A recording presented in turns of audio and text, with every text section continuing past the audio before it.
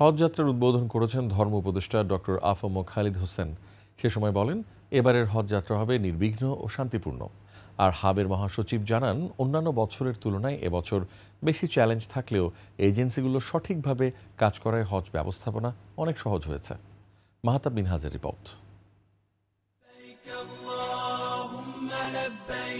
মুসলিম জাতির পিতা হজরত ইব্রাহিম আলাইহিসসালামকে আল্লাহ তাআলা হজের আদেশ দেন।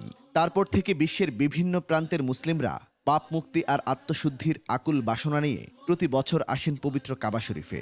লাখো কণ্ঠে আনুগত্য প্রকাশ করেন মহান আল্লাহর প্রতি।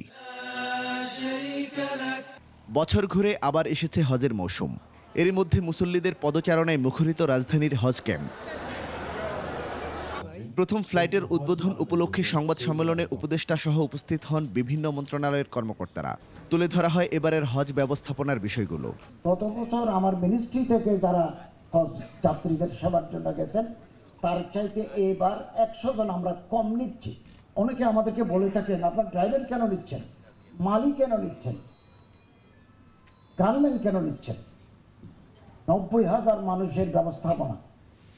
গত বছর 64 জন বাংলাদেশে হাজি মারা গেছেন, শত শত অসুস্থ হয়ে পড়েছেন, রাস্তার মাঝে পড়ে গেছেন। ওনাকে কাঁধের উপর নিয়ে লিফটে উঠিয়ে হসপিটালে নিয়ে যাবে কে? প্রতি বছরের তুলনায় এবার হজ ব্যবস্থাপনায় চ্যালেঞ্জ বেশি ছিল বলে জানান হাবের মহাসচিব। 1000 কোটা 15 বছরের নিচের হজযাত্রীদের জন্য বিধিনিষেধ, দ্রুততম সময়ের মধ্যে মোয়াল্লেম চুক্তি এবং অত্যন্ত দ্রুততম সময়ের মধ্যে বাড়ি ভাড়া সহ অনেকগুলো নতুন কাজ আমাদেরকে এই বছর করতে হয়েছে। হজ ক্যাম্পের ব্যবস্থাপনায় খুশি মুসল্লিরা। হজ ক্যাম্পের যে ব্যবস্থাপনা আছে, আমরা সন্তোষজনকমূলক ব্যবস্থাপনা পাইছি আল্লাহর তরফ থেকে। দেশের মানুষ যেন শান্তিতে থাকে, আল্লাহ রাব্বুল আলামিন দেশের মানুষকে যেন অবমাননা থেকে দূরে রাখে। এবার হজে যাবেন 87,100 জন মুসল্লি। এর মধ্যে 81,900 জনই যাবেন বেসরকারি ব্যবস্থাপনায়। সবশেষ ফ্লাইট চলবে 31 মে পর্যন্ত।